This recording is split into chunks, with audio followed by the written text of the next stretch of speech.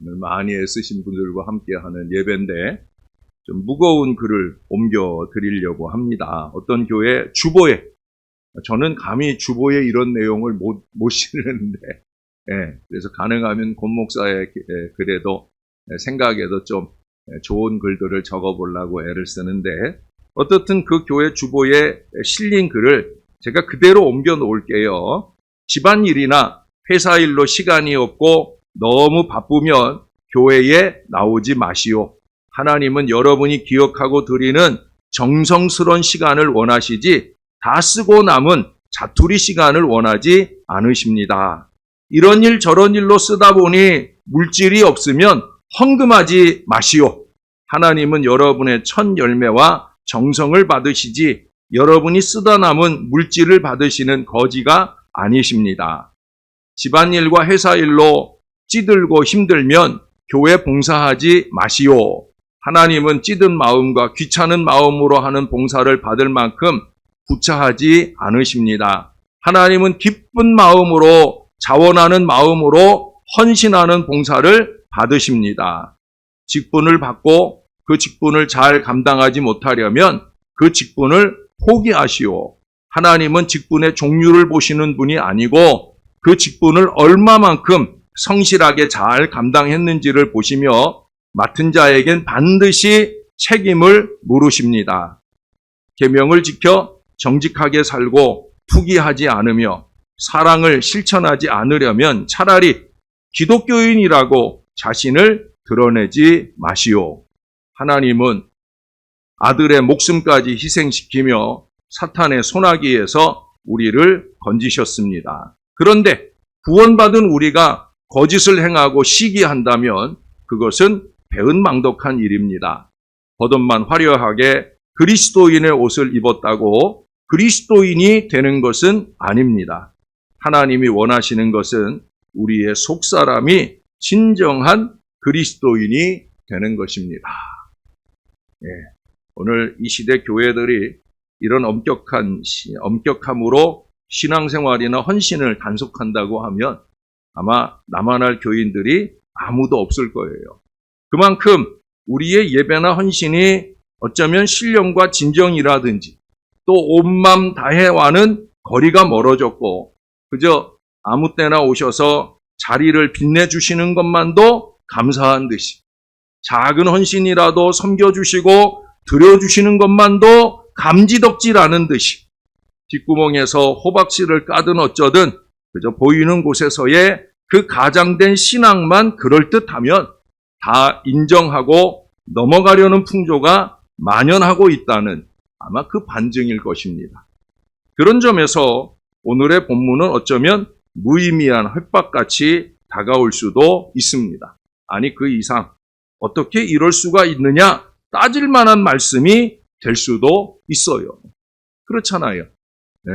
더군다나 이 아나니아와 삽비라는 1절에 보세요. 더불어 소유를 팔아. 하나님의 교회에 드리기 위해서 소유를 팔았어요. 부부간의 마음도 참 잘 맞아요. 교회에 헌신하기 위해 땅을 팔았고 그 중에 얼마를 가져다가 사도들을 통해 교회에 드립니다. 여러분 이런 큰 헌신에 있어 부부의 마음이 일치한다 하는 게 이게 작은 일입니까? 우리네 가정은 부부가 얼마나 많이 엇갈립니까? 아내의 헌신의 열정에 냉랭한 가슴에 남편이 제동을 걸든지 아니면 모처럼 헌신의 발을 들여놓은 남편의 순전을 그렇게도 그런 모습을 기도해오던 아내가 오히려 회방을 꾸며놓는 미련한 일이 얼마나 많습니까? 제가 홀미드민 가정에 가면 그런 기도 부탁을 많이 받아요. 또 남편은 그저 아내에 이끌려서 마지못해 오는 경우에 그때 이제 아내만 신망하는 경우에 우리 남편도 열심히 교회에 헌신하게 해주세요 하는 기도 제목을 받곤 해요. 근데 정말 우리가 함께 기도한 대로 남편에게 그런 변화가 일어나요. 교회를 열심히 다니고 그 이상 헌신을 작정하고 나서는. 근데 그 다음이 저는 너무 어이없을 때가 많아요. 그렇게 기도를 부탁하던 아내가 남편이 자기보다 더 헌신의 열정이 뜨거워서 때로는 물질을 바치거나 땀과 수고를 바치려 할 때 그 아내가 그 일을 막는다는 거예요. 네. 너무 어이없죠. 여러분들은 어떻게 생각해요? 근데 정말 그런 경우가 많이 있더라는 거예요. 헌신을 위해 밭을 파는 일이 아무나 할 수 있는 일입니까? 우리는 어찌 보면 내 주머니에 있는 것도 쉽게 드리지 못할 때가 얼마나 많아요. 또 당연히 드려야 하는 기본 11조 생활도 마음을 맞춰서 함께 하지 못할 때가 얼마나 많습니까?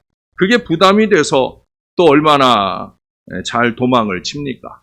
또 자기가 못하면 목사가 강단에서 말할 수 없도록 누군가를 통해 목사님 강단에서 11조 얘기하지 마세요라고 말을 넣는 사람들은 얼마나 많아요. 안 하고 못하는 걸 하나님 앞에 죄송스럽게 생각해야 되지. 그런 것들을 말하게 하는 것이 얼마나 부끄러운 줄을 모르는 시대가 되었다는 거예요. 더군다나 우리는 억지로 시켜도 이처럼 외면하는데 여기 이 모든 일들이 지금 아나니아와 삽비라 부부의 자발적인 일이니까 이게 얼마나 대단합니까? 그러나 여러분, 그들에게 들어온 것은 가혹한 형벌뿐이었어요. 막말로 베드로가 성질이 못돼서 그 지나친 감정을 노출한 결과일까요? 아니면 우리 하나님이 너무 욕심꾸러기이실까요? 아니죠. 여기 성경에 보면은 그들의 헌신의 문제를 지적하는 표현들이 아주 많이 나와요. 2절에 보시면 감춤해, 3절에는 속이고, 4절에는 거짓말한, 9절에는 함께 꾀하여. 함께 하는 것까지는 좋았으나 그들의 그 협력이 선을 추구한 것이 아니라 악을 추구하고 있다는 게 그게 문제죠. 감추고 속이고 거짓말하고 꾀하고 추악한 냄새가 가득한 그런 단어들이에요. 구약의 여호수아서에 보면 아간이 나오잖아요. 아간처럼 이기와 욕심으로 하나님의 것을 잘라먹고 감추었어요. 모든 연속극마다 악인들의 주무기가 뭐예요? 속임수, 거짓말이잖아요. 그 거짓말로 하늘을 가리려 하고 있어요. 끼리끼리 집단들이 종국적으로 다다르게 되는 주의 영을 시험하는 그 악한 도모를 꾀하게 되어지더라는 거예요. 결국 그들의 거짓된 헌신으로 인해 그들은 생명까지 잃게 되어집니다. 여러분, 그들이 잘한 일이라고는 5절이나 11절에서 반복해서 말씀하는 것처럼 온 교회와 이 일을 듣는 사람들로 다 크게 두려워하게 하는 그런 경계의 본보기가 되었다는 거예요. 저는 목회자로서 좀 안타까워요. 왜? 기껏 헌신하고는 부정적 본보기가 되는 가장 비극적인 가정이 되고 말았다는 거예요. 얼마 전에도 제가 주일날 그런 얘기 했잖아요. 차라리 안 하는 게 낫다. 사실은 이 표현이 아름답지 않잖아요. 그렇지 않아요? 헌신은 다 아름다운 거지. 차라리 그러느니 안 하고 가만히 있는 게 도와준다라는 말이 이게 가당하지 않은 얘기잖아요. 사랑하는 여러분, 우리는 부정적 본보기가 되지 말아야 됩니다. 종로교회 임경택 목사님의 글에 보니까 뉴욕에서 있었던 일을 소개하더라고요. 좀 오래된 얘기인데 시골에서 뉴욕 아들집에, 그러니까 우리나라 시골이에요. 우리나라 시골에서 뉴욕 아들집에 놀러온 노 부부가 거기 한국 슈퍼마켓에서 순참기름이라고 하는 제품을 사서 먹었는데 실망을 했어요. 왜? 시골집에서 먹어보던 그 참기름하고는 너무나 확연하게 차이가 나는 가짜예요. 가짜. 예? 그래서 한국 시골에서 직접 짜서 먹었던 그 맛이 아니더라는 거예요. 그래서 이 노부부 생각에는 자신들이 한국에서 직접 이 참기름을 짜서 이곳 뉴욕에 와서 장사를 하면 그러면 엄청난 돈을 벌지 않겠나. 그 포부를 가지고 한국에 돌아가 진짜 참기름을 짰어요. 그리고 미국에 가져와서 이게 뭐 장사하는 분들이 아니니까 가게에서는 팔 수 없고 자기 아들을 통해서 아름아름 아는 사람들에게, 우리 이번 바자회 때 물건 팔듯이 그렇게 아는 사람들에게 이렇게 좀 팔았어요. 팔리는 출발점으로 볼 때는 많이 장사가 잘 될 줄 알았는데 어찌 됐을까요? 잘 안 됐어요. 쫄딱 망했어요. 재고가 엄청나게 많이 쌓여 버렸어요. 왜 그랬을까요?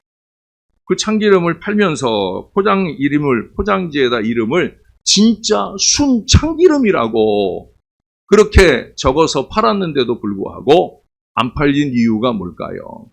사람들이 다 그러더라는 거예요. 이 노 부부가 판 참기름이 가짜라고. 네? 이전에 자기들이 먹어본 거하고 맛이 같아요? 달라요? 다르다고. 다르면 틀리다고 생각하는 거죠. 사실은 달라서 틀린 게 아니라 달라서 진실인데, 근데 가짜가 진짜를 이겨먹었다는 거예요. 오늘 우리 주변에도 가짜 신앙인이 많아요. 근데 문제는 이 가짜들이 진짜를 위협한다는 거죠. 또 이기기도 합니다. 때로는 어떤 자리에 탁 걸터앉게 되면 그 자리 때문에 내가 진짜라고 착각을 하고 그 가짜가 진짜를 업신여기는 그 꼴불견을 보일 때도 많이 있습니다.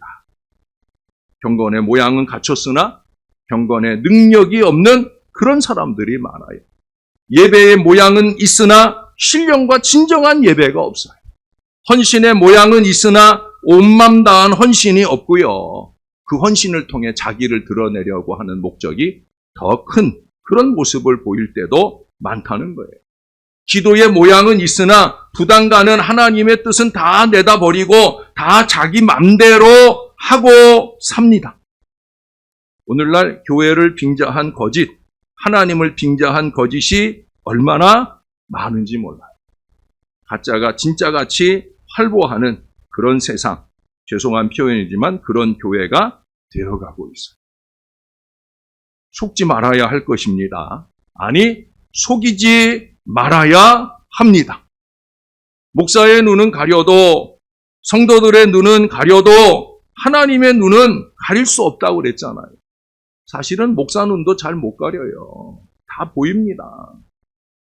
저는 오늘 본문을 보면서 솔직히 하나님 앞에 아주 오래전에 왜 지금은 이처럼 속이는 자에 대한 준엄한 심판이 즉시적으로 일어나지 않는가. 정말 하나님 앞에 많은 눈물로 여쭤본 적이 있어요. 네? 그때 하나님이 주신 대답이 뭔지 아십니까? 영준아, 나만 하질 않는다. 네? 다 죽고 없을 거라 하는 그런 말이에요.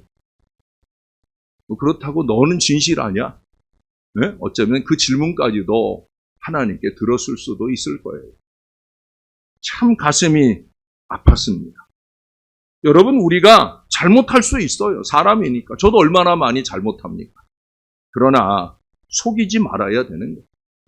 잘못을 감추려고 더하는 그 거짓이 사실은 진짜 나를 죽이는 거예요. 대부분의 신앙 백성들이 천국에 다다르지 못하는 이유는 잘못 때문이 아니에요.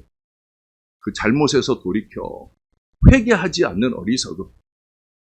바꾸어갈 줄 모르고 자꾸 속이며 사는 그 어리석음이 결국 우리를 망하게 한다는 거예요. 사랑하는 여러분, 잘라먹지 말아야 합니다. 설교 제목이 좀 거칠죠? 잘라먹지 맙시다. 하고 싶지 않겠지만 저를 따라서 한번 해보십시다. 잘라먹지 맙시다. 예, 잘라먹지 맙시다. 예? 세상에서도 정당한 대가 이상의 것을 탐하여 잘라먹지 말아야 되죠. 그렇죠? 남의 피땀 흘린 수고에 기생충 노릇하면 안 돼요. 우리 주부님들 시장에 가서 너무 깎으려 하지 마세요. 그분들 애쓰고 수고한 대가인데 내가 해야 할 수고와 헌신은 내가 해야 됩니다. 국회의원들이나 또는 국가 지도자들, 그 사람들 중에 체납자가 꽤 된다는데 여러분, 세금 잘라먹는 사람은 나라를 위해 일할 자격이 없는 사람들이죠. 그렇죠? 그런 사람들은 나중에 그런 사람들이 높은 자리에 있으면 더 크게 횡령해 먹을 사람들이에요. 지금도 그런 일들을 얼마나 많이 합니까? 우리가 모르는 많은 횡령들이 또 누군가를 관계해서 그 사람들을 수익 얻게 하고 그 사람들로부터 뒷주머니를 차는 이런 일들이 얼마나 많이 일어나고 있는지 몰라요. 무엇보다 우리는 하나님의 것을 잘라먹지 말아야 돼요. 여러분, 시장에 가서 고기 한 근을 샀어요. 그 주인이 아이고 100g 더 드립니다 라고 얘기를 했어요. 기분 좋게 집에 왔는데 조금 무게가 집에 와서 보니까 좀 가벼운 듯한 느낌이 있어서 무게를 재봤더니 고기 한 근이 몇 g이에요? 600g이고 100g 더 준다고 그랬으니까 700g의 저울이 탁 봐야 되는데 400g밖에 안 돼요. 기분 좋아요, 나빠요? 예? 기분 찢어지게 좋아요? 아니잖아요. 괘씸하잖아요. 다시 그 집에 가요, 안 가요? 가요? 어우, 대단한 사람이에요. 우리 정재가 난 저렇게 믿음이 좋은 줄은 오늘 처음 알았어. 예? 저는 안 가요. 저는 죄송하지만 안 가요. 그런 집에는 안 갑니다. 왜? 속여먹는 사람, 그런 사람 믿을 수 없잖아요. 우리는 전에 예배 말미에 사도행전 29장을 내가 쓴다, 우리가 씁니다 라고 그렇게 우리의 표어로 열심히 고백했던 적이 있습니다. 기억나세요? 코로나 전이라 기억 안 나지요? 네, 그랬어요. 근데 우리가 29장을 내가 쓴다라고 할 때 그건 무슨 얘기예요? 28장까지의 그 내용을 인정하는 것을 전제로 하는 거예요.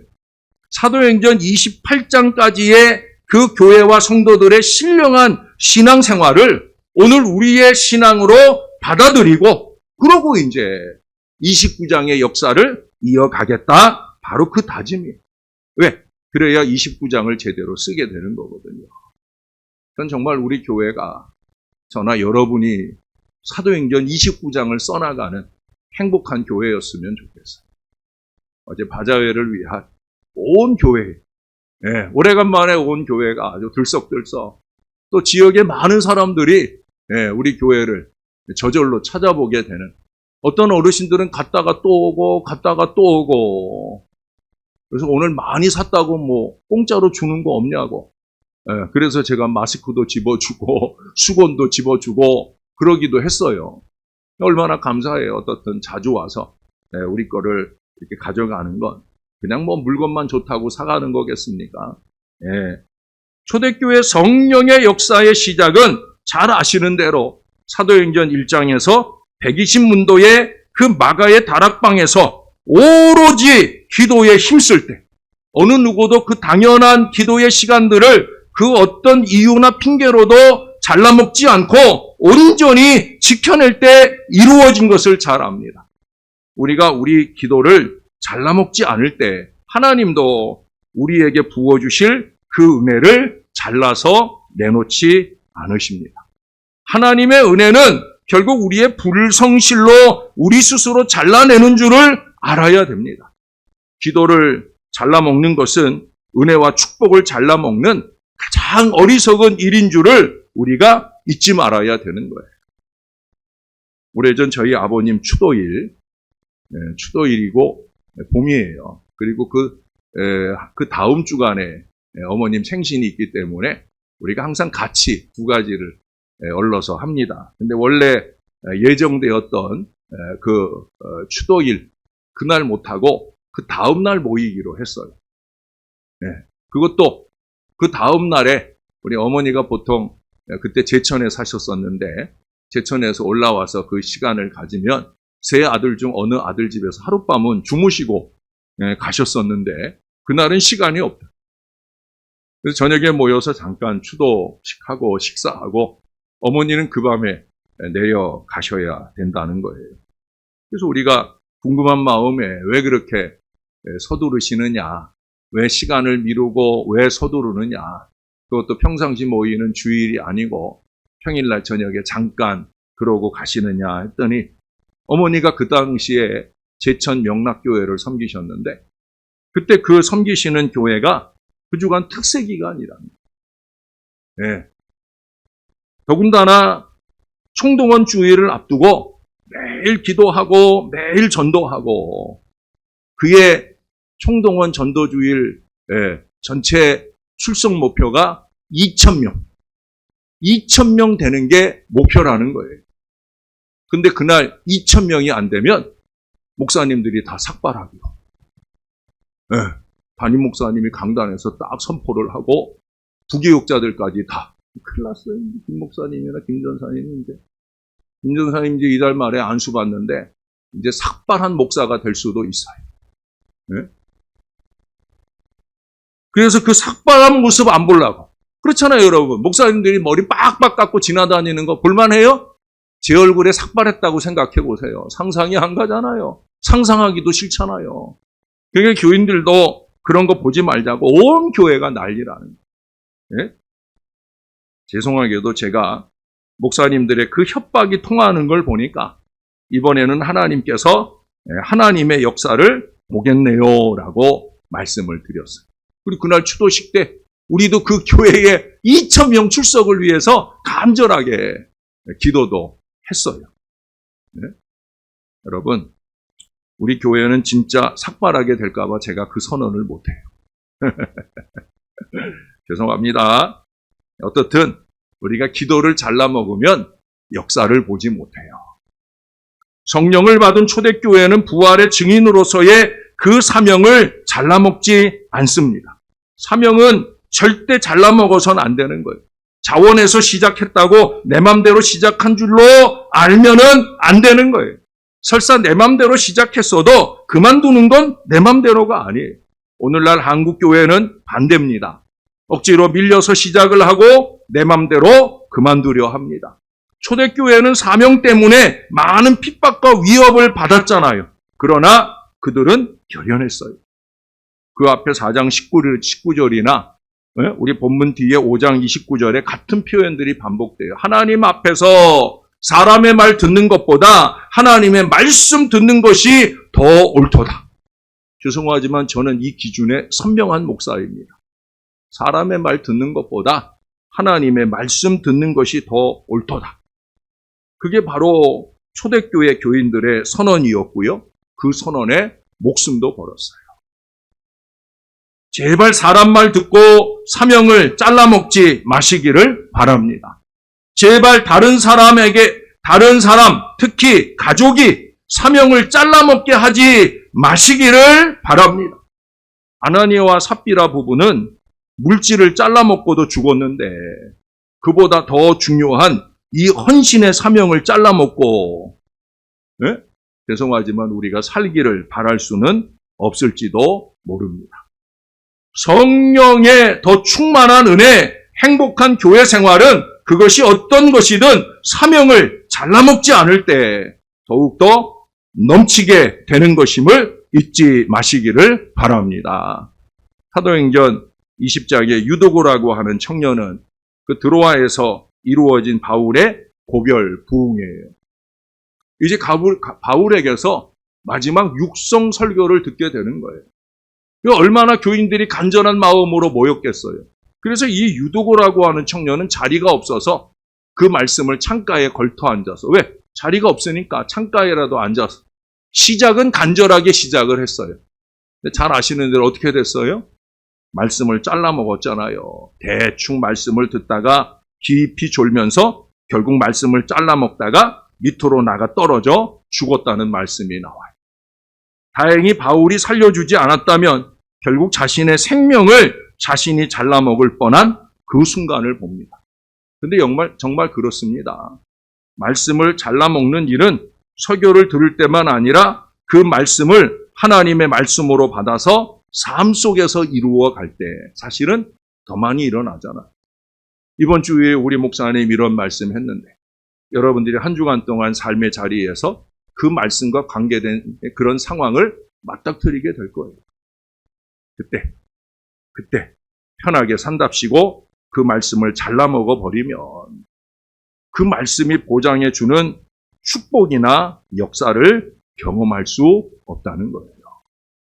심지어 성경을 마무리하는 요한계시록 마지막 부분에 가면은요, 하나님의 이 말씀을 잘라먹게 되면은 나는 그 사람의 이름을 생명책에서 잘라내겠다라는 말씀까지 하고 있어요. 정말입니다. 예? 저도 오늘 설교는 원고대로 잘라먹지 않고 다 하려고 합니다. 그 마음으로 여기다 적었어요. 잘라먹지 말라고 설교하는 목사가 하나님 말씀은 잘라먹을 수 없잖아요 라고 썼는데 제가 오늘은 좀 잘라먹으려 합니다. 여러분들이 어제 너무 애써서 제가 오늘 사실은 설교 시작할 때 뭐 편하게 좀 자리도 좀 기대 앉고 좀 힘든 사람은 누워도 된다고 제가 그렇게 얘기하고 시작을 하려 했는데 깜빡했는데 그래서 오늘은 말씀을 좀 잘라먹으려 해요. 그 대신에 요즘 제가 대신방이잖아요. 제게 맡겨지는 기도 제목들이 늘어나고 있어서 전 대신방이 행복해요. 그래서 기도 제목들이 늘어났는데 제가 그 약속은 제가 분명히 할 수 있어요. 여러분의 기도 제목들 하나도 잘라먹지 않고 제가 더 열심히 기도해 주시는 거로 대신하겠습니다. 사랑하는 여러분, 한 부분을 좀 잘라먹고 그러나 참된 신자의 옷은 하나뿐이에요. 예수 그리스도의 옷, 바로 그것뿐이에요. 우리는 그 옷을 입고 어디든지 다녀야 합니다. 세례문답 공부를 시작했잖아요. 오늘 세례받을 분들 또 입교하는 학생들 그들과 나눌 말씀이 세례의 의미 가운데 하나가 뭐냐면 세례는 그리스도로 옷 입는 거라. 갈라디아 3장 27절이나 여러 부분에서 이 말씀을 해요. 우린 다 세례 받았잖아요. 우리는 그리스도로 옷 입은 사람들이라는 거예요. 우리가 그렇게 살려고 한다면 육신적인 것보다 영적인 것, 현세적인 것보다 영원한 것, 자기 중심보다 하나님 중심으로 마음이 바뀌어야만 어느 곳에서나 하나님의 영광을 위해서 잘 살아낼 수 있습니다. 잘라먹지 말아야 할 것 한 가지만 더 말씀드리고 싶어요. 그것은 바로 예배입니다. 하나님의 시간을 잘라먹지 마시라는 말씀이에요. 사실 우리의 모든 시간이 다 하나님의 시간이죠. 그러나 그 중에서도 예배는 절대적으로 하나님의 시간입니다. 처음부터, 아니 처음 이전 여러분이 집에서 준비하는 그 시간부터 끝까지 다 하나님이 받으셔야 되는 거예요. 어떤 분들이 이를 위해 천안에서 신림동에서 일찍이 오셔서 준비해요. 오히려 보면은 멀리서 오시는 분들이 일찍 옵니다. 그 준비에 진정함이 느껴져서 행복합니다. 예배 시간 잘라먹으면 그것은 이미 예배가 아닐 수도 있어요. 교회에서 예배 되어지는 그 시간은 여러분 각자의 시간이 아니에요. 오늘날 썬데이 크리스찬 생활이 일반화되다 보니까 주일 한번 예배 외에는 다른 시간은 자기 시간처럼 마음대로 살고 있어요. 특순을 맡으면 그 시간에 오시더라고요. 특세할 때도 특순 있는 그날 기도에 책임을 지거나 특순이 있는 때는 오시는 분들 그만큼도 감사하죠. 근데 솔직히 생각해보세요. 자기가 뭐 연예인이에요? 순서 맡을 때만 나타나는 건 자기가 초청받은 연예인입니까? 아니잖아요. 예배의 주인공은 언제나 하나님. 그 하나님이 예배 받으시는 모든 시간 동안에 내가 그 자리에서 영과 진리로 영광 돌려야 되죠. 제가 단언하건대 그 시간들은 다 하나님의 시간입니다. 잘라먹지 말아야 된다는 거예요. 이 시간에 하는 모든 일은, 그 시간에 하는 모든 일은 헛된 일인 거예요. 늦어서도 안 되고 미리 나가도 안 되고 그러니까 어떤 분들은 그러더라고요. 늦어서도 안 되기 때문에 아예 안 간다. 또 미리 나가느니 아예 안 간다고. 아니에요, 여러분. 빠져서는 더 안 되는 거잖아요. 그게 바로 예배입니다. 일주일 동안의 모든 예배가 온전해야 다 온전한 거예요. 온전한. 우리가 11조도 온전한 11조라는 제목을 주보에다 붙여놨잖아요. 온전한. 이 말이 중요한 거예요. 온전한 예배 생활, 온전한 기도, 온전한 11조, 온전한 헌신, 온전한 감사, 온전한 관계. 여러분 특별히 관계 잘라먹지 말아야 됩니다. 또 관계 잘라지게 하는 이간질은 더욱더 하지 말아야 됩니다. 온전하지 않은 모든 것은 아닌 거예요. 마태복음 5장 48절 마지막 말씀을 들려드립니다. 하늘에 계신 너희 아버지의 온전하심 같이 너희도 온전하라. 주님의 천국 백성들을 향한 간절한 당부입니다. 무엇이든 잘라먹지 않는 건강하고 온전한 신앙생활. 저와 여러분이 더 영부림치며 그런 신앙의 노력들을 꾸준히 이어가면서 우리 하나님께서 영광 받으시고 받으신 영광으로 흐뭇하게 은혜를 더하시는 복된 신앙생활 되시기를 예수님의 이름으로 축원합니다. 우리 하나님 고맙습니다. 오늘도 주의 말씀을 받습니다. 또 말씀 앞에 여러 가지 우리가 온전히 지켜내야 할 일들에 대한 하나님의 은혜의 말씀을 받습니다. 하나님, 남의 이야기가 아니라 나의 이야기로 나를 향한 하나님의 주목해서 주시는 말씀으로 받고 이 말씀대로 주 안에 행하여 주님께는 영광이 되고 우리의 삶은 온전한 하나님의 복으로 넘쳐나도록 축복해 주시옵소서. 감사합니다. 예수님 이름으로 기도합니다. 아멘.